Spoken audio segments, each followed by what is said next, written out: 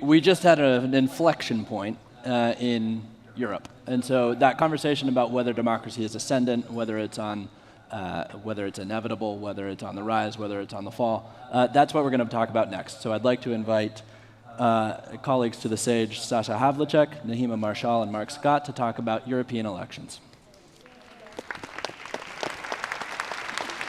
Thank you. Good afternoon, everyone. So we're here to talk about European elections and what just happened. I'm going to do a very brief introduction. I want to make this as interactive as possible, so if you have a question, put your hand up, fill in the app, do what you can. Before we get going, I just want to introduce the experts here. So we have Sasha from ISD and Nahema from OII, lots of acronyms, but you can see their titles on the screens around us. They've been doing a lot of work, both ahead of May and previously around the European election and others when it comes to disinformation, so we're in good hands. So those introductions out of the way, I just want to start off, and not to parrot Julian King this morning, but the Commission's disinformation report that was published last week. And I'm just going to quote it. The evidence revealed a continued and sustained disinformation activity by Russian sources aimed to suppress, turn out, and influence voter preferences during the recent election. And I was struck by the Commission specifically saying Russian sources. What do you both make of that accusation? I was quite surprised, actually, by the number of incidences that were quoted in that report. It doesn't chime with the analysis that we've just done, which was a sort of comprehensive research across 6 markets in the lead up to the EP elections, which is not to say that it wasn't there, but to say that it's difficult with the data that we have access to, I think, generally as researchers, to do that type of attribution. Now, we've found at least a couple of cases that smelt very strongly of that type of thing. My sense is that number, because it was like 930-something, I think, cases, probably includes the sort of usual channels of misinformation. So there's plenty of stuff that Sputnik's doing, and even RT, and that may have been included in that number. But of course, the actors have evolved in a big way, and we need to be looking at transnational non-state actors. We need to be looking at domestic actors, and they are, multifold on both of those fronts. Nahema, would you agree with that? Yeah, I would actually echo Sasha's point as well. We conducted a similar study looking at the spread of different types of information on multiple platforms across 7 different European language spheres. And one of the first striking things that we found actually is very, very little content that redirected to these known sources of Russian disinformation, typically. Things like RT or Sputnik News, and instead we had a lot of homegrown, even hyperpartisan or alternative news sites, which were shared in great majority in some of these countries. But across the board, we actually found very few instances, I would say, of some of these junk news or sources of misinformation and disinformation. So I was also quite taken aback by some of these numbers, and I think that as researchers, attribution is very difficult to do. And even Facebook here earlier was talking about some of the challenges that they face themselves in being able to say definitely who the kind of actors behind some of these operations might be. They can point to specific behaviors, but not necessarily to the source or the actors who are behind it. So if we can't specifically attribute a widespread Russian influence campaign in the European elections, what did we see? There was a lot of stuff out there, both transnationally as well as domestically. I mean, Sasha, your report was included in the Commission's report, so I'll turn to you. Can you just give us a very brief overview of the type of activity we saw? Yes, I mean, I think that there's been an evolution of the actors, of the tactics, and of the targets in a way, or maybe just it's a much more complex picture maybe than what we had talked about in 2016 and looked for, and I think much media has been looking for hostile foreign state interventions and at fakery of content, fakery of distribution mechanisms. And in reality, we see in that tactical space something much more complex and nuanced happening. Less sort of outright fakery. I'd say the sort of manipulation often of credible sources of information and information that's essentially not fake, not false, not true, but to paint a picture used out of context. certainly manipulate it. And in a way, to tell a tale, I see it as a sort of transition from information warfare to narrative, sort of aggressive narrative competition or narrative warfare. And you see that dynamic really quite consistently across elections, but also beyond them, mobilize around a kind of culture war dynamic, around key policy wedge issues that are the sort of favorite policy issues for the authoritarian nationalists. Within the study I think you did for the Parliament, did you see any sort of coordination or themes being shared between domestic groups? So, if we think about misinformation in terms of the message, the messenger, and the distribution channels, I would say that we looked more at the content than the distribution channels. And indeed, I would again echo Sasha's point in saying that we've been doing this now for quite a few years, and we've done it across a number of elections. And I think one of the striking things in the context of the EP elections is that the nature, essentially, of some of the problematic or low-quality information and content that we saw in circulation had changed a lot. And in fact, there was a lot of hybrid content. So sources that were not, as you were saying, necessarily diffusing, downright false information, but who might have very selectively been reporting on true stories that presented a very one-sided narrative about specific political or social issues.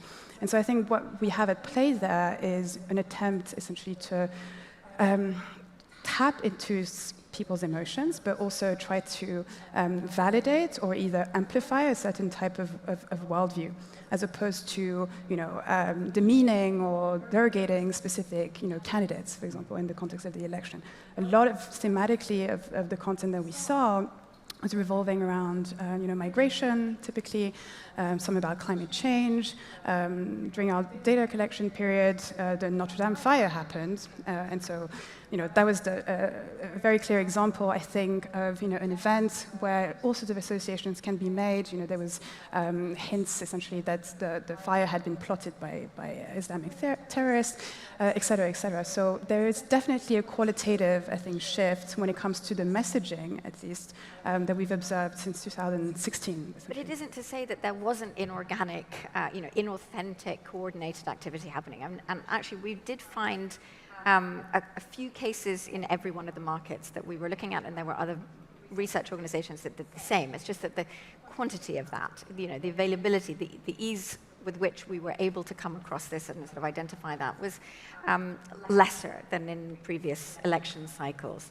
But there was plenty of that. And so there is still a question around just these sort of bad behaviors that the companies are looking out for.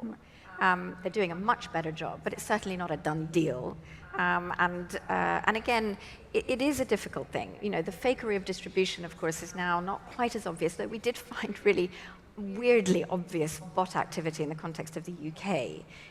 You had like 42% of the most active accounts, Twitter accounts, amplify or talking about across all the political parties actually in the UK seemed bot-like, but quite sort of obviously bot-like, which raises a whole set of questions around what is happening in political mobilization today. So there was some of that, but it's less of that. It's more fake accounts, the stuff that's going to be harder to sock puppet accounts, all of those sorts of things were seemingly happening quite a bit. But where do you draw the line here, though? Because as much as the Notre Dame fire misinformation, obviously, or disinformation was quite severe, but there's a gray area there where it's politicized speech, maybe speech we don't agree with, but the far left, the far right, taking a point of view, legitimately getting their point across. Where, as researchers, do you see the line between that and the outright and quite sort of dangerous activity, say, around the Notre Dame fire? Where do you draw the line there? Well, firstly, there's a whole lot of hate speech. I mean, hate speech that would be defined as illegal in if it was offline, countries. yes. Offline and online. It is, in fact, illegal online as well. It's just that, we have difficulties applying existing laws online, and this is a challenge for policymakers, for governments, for law enforcement, for courts today. We need to be upskilling our entire systems in order to be able to deal with something. We saw plenty of harassment. It's also illegal in most of these contexts. Defamation, plenty of that stuff. So there's illegal content that needs to be addressed. But of course, there's a bigger question around this sort of nasty, politicized, hyper-partisan, what do we do with it? I think one of the issues there is to look beyond content, beyond behaviors, at sort of the structural issues on the platforms in relation to how they might amplify inorganically that type of content. So, we know that we end up in these spaces, unbeknownst to us, often, and that tilting of, if you like, it isn't a neutral playing field. So I would say policy needs to head beyond content moderation and regulation, beyond just looking at cyber, hygiene on the platforms in terms of behaviors, and really start to look at that sort of distortive structural dynamic on the platforms. Yeah. Absolutely. I think as well we tend to, and understandably, look a lot to the East. We're looking for specific actors, specific boogeyman, and I think it's also, high time that we start looking west, that we start looking, talking about the structural linkages that exist between, and we know that there are some between the far right in the United States and the one in Europe, and, we tend to focus on these themes because there is a lot of coordination that exists within certain parties, in effecting an efficacious social media strategy, in actually reaching the kind of constituency and voters that they want to touch. Does that constitute in and out of itself problematic activity? That's a question that I think that we'll want to be asking. Yeah. I think we need to be having a broader, more sophisticated understanding of what we mean by threat. There's a number of things and ways in which digital tools and social media are used by political actors that, on the one hand, can bolster the incredible powers of social media to reach constituents, to form transnational, essentially, movements and linkages. Sometimes it might be of either political volitions, different sides of the political spectrum. Is that problematic in and out of itself? But I think understanding the first step in that is understanding the underlying structures and the way in which these collaborations happen. So I want to get onto that because I want to focus on the next steps. Final question just around the European elections, though. Compared to other parts of the world, Europe has gone the farthest, or one of the farthest, when it comes to content moderation and asking the platforms to do things. Code of practice, so some of the member states are moving forward. Now we are almost a month after the election. Do you think those policy recommendations, policy practices worked, were successful? I think we should welcome the fact that there was so much preparedness ahead of the EU parliamentary elections. I think you're actually in Politico who said it was the most hackable one, and there's tons of initiatives that should definitely be lauded for their somewhat effectiveness. But we should also think about, I think, the specificity of the EP elections and how representative or not it might be of a threat that is one continuing. And that is ongoing and never pauses. Attempts to manipulate public opinion or to, engage in specific targetings or things like voter suppressions or changing people's political beliefs are always going to be part of the political cycle before, during, and after elections. And the European elections are not only despite the great turnout this year, not the most popular ones. They're extremely complex. They're pan-European, different countries. It's a proportional vote as opposed to a national one, and it's focused around parties as opposed to candidates. So all of that means that it was harder to try to sway the election in one way or another. It was harder to attack specific personalities, I think.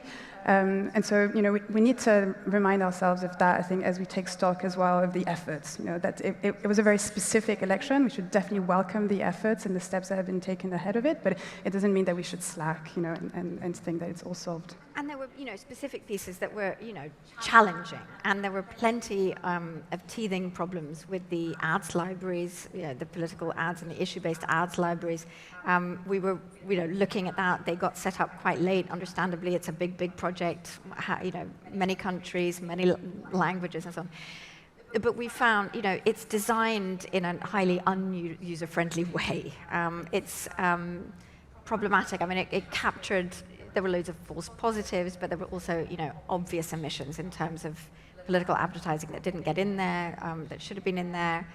Stuff, in the end, that gets commercialized in the wrong way. And, stuff that needs fixing still. So when you forward one of these, it's It's no longer a political ad. It's no longer a political ad, which I think is particularly problematic because, as we know, people are more likely to sort of accept as truth stuff coming from their peer group. So those things need working out. But of course, it's right. I mean, it's all going in the right direction, and I think the code of practice is a really important step. It's a collaborative step. More needs to be done, of course, between institutions and the companies. But more does need to happen. Okay, so if more does need to happen, and it's, as you said, not the only election that's going to happen in either Europe or the rest of the world this year, what do we do? I mean, if we're looking at a hybrid domestic foreign actor mix where they're sharing tactics, sharing themes, maybe coordinated, maybe not, the platform is a relatively big black box. What can be done? What are some concrete next steps that recommendations you would give to any policymaker? As you're saying, it's a multi-headed threat. There's tons of efforts that are being made by fantastic organizations, some private ones, some public ones, some academic ones. And I think one of the key things actually moving forward is to try and instill some kind of coordination as well between the different actors who are reporting on these things, because ultimately, we are informing the public, we are informing the policymakers, and it's also partly our job essentially to make sure that we have, laid the theoretical groundwork for people to understand exactly, the different kinds of threats, the different kinds of issues that we're talking about. Not all information operations are made equal. On the one hand, we might be talking about governments, we might be talking about civil society. Some of the people that are attacked are individuals. And so I think, working together, not just, pass each other to, further essentially our understanding and the refinement of how we understand these issues, I think is going to be key, moving forward, and also moving beyond elections. Sorry. I mean, I couldn't agree more. I think the big gap right now is that, just in terms of our approach to this space, is that many actors, many of the sort of international institutional actors set up to look at these issues are looking at the issue in a limited way. So they're looking, again, primarily for hostile state actors and specific ones. They're limited in terms of what they are able to really deep dive research. You have certain organizations then going beyond that. The connecting of the dots, essentially, as you were saying, I mean, the actors are very diverse. You have transnational non-state actors, a whole combination of, right now, I mean, just with the European parliamentary elections, American special interests, religious groups, the international alt-right, and their sort of European equivalents.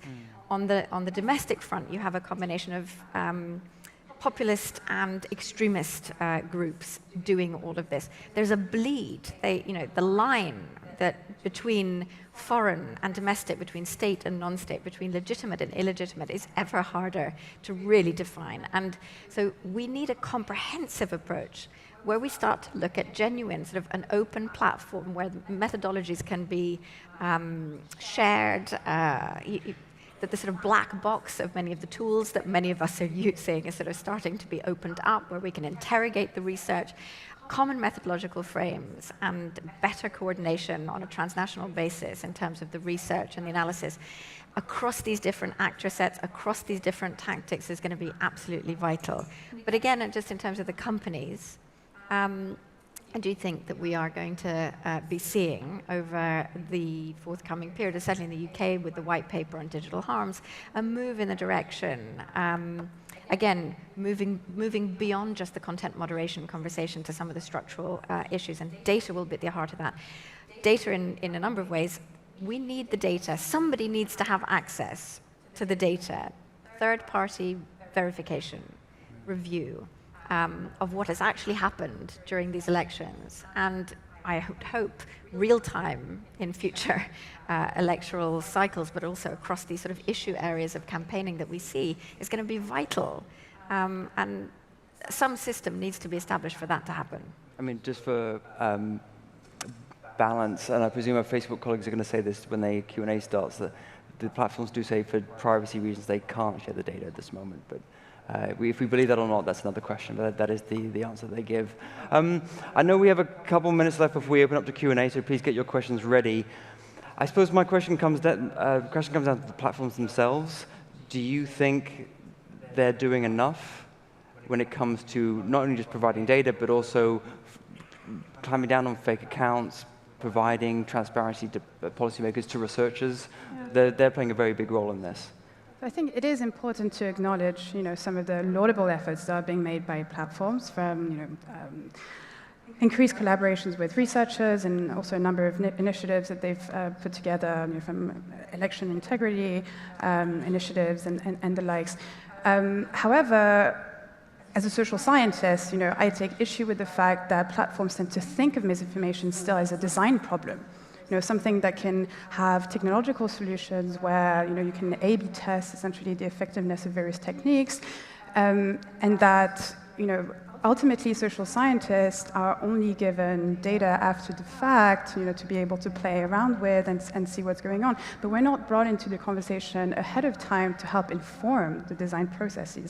Like if you're going to try to, implement something like flagging posts or trying to counter essentially the reasons why people might be sharing or engaging in certain types of behavior, we need to have a deep understanding of why people are engaging in these types of behavior in the first place. I often hear from platforms as well that content is not the same thing as behavior. People might be engaging in certain types of behavior, notwithstanding the fact that the content is polarizing. Again, social scientists and people who have a deeper understanding of those precise questions, I think, need to be brought in, and be in conversations with platforms as they develop these efforts. I totally agree. I just add one thing, which is that often the policies of the platforms are applied somewhat sketchily across different geographies.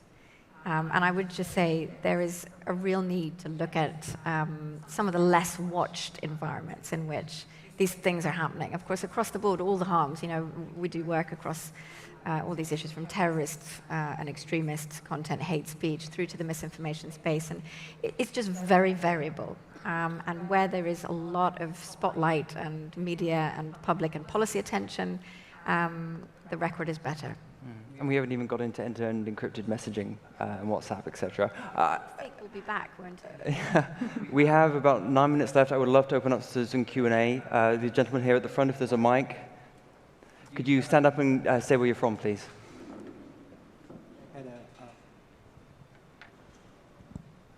All right. I'm from Switzerland. Hello.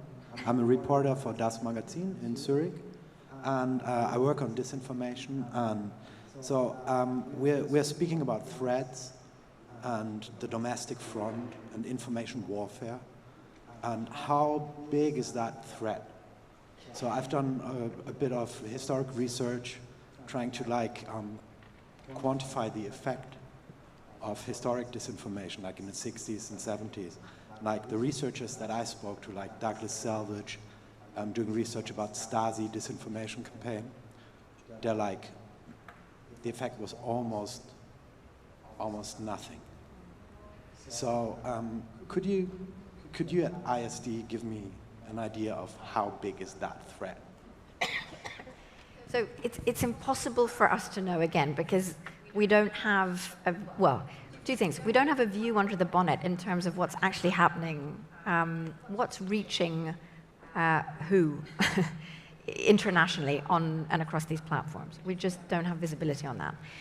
And I would say, just a word of caution, because thankfully, the world online is not a mirror of the world offline. And in fact, we did see, for instance, that the absolutely hyperactive engagement and activity of populist parties, just on Facebook, for instance, in relation to all other political parties in the lead up to the elections,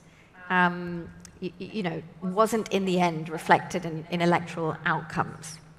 And so, this is a much, much more complex picture in terms of causality than just one source and one medium and so on. We need to take that wider ecosystem into perspective. But I would say things have changed because of the nature of this, our information revolution. The potential to draw people into worlds that convince them. And again, it's this sort of question in my mind of the extent to which we are inorganically, in a sense, pushed information and content. We end up in ecosystems which are closed as a result of the data usage, ad tech marketing, and sort of algorithmic design of these platforms. And I think that those iterative spaces, I think, can be vastly influential. But there needs to be more research in terms of the sort of cognitive impact of all of that. We don't yet really understand it, I think, altogether. Thank you so much for your question. Gentleman over here, could you say where you're from, please? My name is Brady Hills. I'm with the International Republican Institute. My question is, I've been to many of these conferences over the last few years, and we always seem to be focusing on the supply side. And it's always about how we can fight back against the Russians or whoever the boogeyman is that we want to talk about, or how the platforms can do more to give us information to understand the spread of disinformation. And to me, the question is, I guess, to you guys is, are we not being inefficient in this, and we should be spending maybe more funds and more of our research on the demand side? Why are people drawn to this? More about the hyper-partisan nature of our political systems at the moment. And I think that would be a better use of our resources and our time than going around in circles, trying to get the behemoths like the tech industries to change something that, quite frankly, they're not going to change. No, absolutely, I completely agree with you. And in fact, I was having a conversation with different organizations and colleagues who had done similar work before the European elections, and a similar question about the supply side was raised, or a similar point. And I think that's absolutely right. And what this indicates is that we maybe should move away from, doing things that are pure data exploration, essentially, and trying to tease out, what's going on from looking at the situation, to asking questions that are more theory-driven. And as you're saying, it's like, why do people engage with these types of information in the first place? How, essentially, are political actors utilizing some of these digital tools, like WhatsApp, for example, or even like YouTube, to diffuse certain types of messages? How are people on the receiving end perceiving them? Is it affecting them? And it's, again, by employing essentially these social science methods like interviews and qualitative work, I think that we get to the bottom essentially of these questions, which are fundamental. Because otherwise, we're only going to be able to be doing some band-aid and seeing partial pictures, but we need to get both sides of it. Absolutely.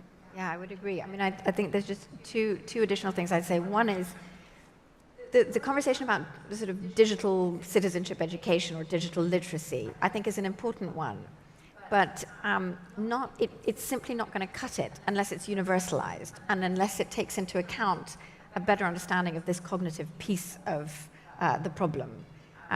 It isn't universalized in any context. National curricula don't do this. I think there's 2 countries that I know in Europe that really do this in a very comprehensive way. The second thing is just about that wider ecosystem. You're right. I mean, we talk a lot about these, the 3-4 main platforms. There is, of course, a much wider ecosystem, and the information ecosystem writ large. We see, for instance, a kind of alternative media ecosystem of the international far right, interplay with the alt-tech space, interplay with mainstream media and with the platforms in a very interesting way. We're working with MIT to create a potential sort of research tool that gives us a really clear sense of the pathway of these ideas across that ecosystem, so that we can start to look at it in a much, much broader way. Those are the sorts of things I think we can do to start to move beyond just this one-sided picture. I would also add cynically that politicians like to blame other people, and therefore blaming a tech company rather than blaming political parties and their own actions might be what also might be going on. Any more questions from the audience? We can turn to the screen. 2 over here. The lady there. Could you say where you're from, please? My name is Jessica. I'm a journalist with DevX. You mentioned just now that there are 2 countries in Europe that are doing this in a comprehensive way, this kind of education. I'd love to know which countries those are and if it looks like this is having any impact. Oh, God, I can't remember which one of the Baltic states does it. Somebody will help me. Latvia, isn't it? Latvia, maybe. And I think that the Swedes have a very comprehensive system now. Estonia, sorry. Estonia, and then the Swedes. I know that the French are looking to do something more, but it hasn't yet fully happened. I know we have a minute left. The gentleman over here, can you see where you're from, please? Thank you. Hi, my name is Loran Yuri. I'm a political analyst at Political Capital Institute. Related to the previous question of Brady on the demand side. Is this a task to deal with for the NGOs, the market, or is it rather a task for governments or other authorities? When we see that, for example, Facebook or other market actors are pretty biased and following their money interests in dealing with disinformation. Thank you. Who would like to take the final question? This is not an American answer. This is going to sound very European, but I think we're going to end up regulating this. And there's good ways to regulate and bad ways to regulate. And I hope we can head in, a sensible direction with regulation. But I do think that needs to happen. I also think the companies themselves have been talking about the need for that, because in fact, there's very little clarity often on a number of these questions from authorities in relation to the problem, and the companies end up having to actually figure out a lot more than they should be doing themselves. And just to add to that, you're asking a difficult question, obviously, but I think the example of YouTube is an informative one when it comes to demand side, right? Like, in the effort to regulate something like YouTube, you have to take into consideration, the interests, essentially, of the content creators themselves, of the people who consume that content. And, I see one of the questions here asking about other platforms when you see disinformation operating. YouTube is critically under-researched in that area, where a lot of young people actually use YouTube as their portal to the world, and will actually form their very initial political beliefs and opinions on a platform like YouTube. So it's only by engaging with the demand side, the ones of the people who consume that type of content, who might find it informative, and also the ones who maybe make a living out of creating certain types of videos and whatever, that we better understand how can we regulate this effectively, in a way that doesn't curtail free speech, or again, content creation that might be wonderful, but on the other hand, stops the tidal wave of problematic hate speech or other types of low quality or problematic information on that platform. Wonderful. I think with that, our time is up, so thank you so much. And to the audience, thank you very much for listening to us. Great.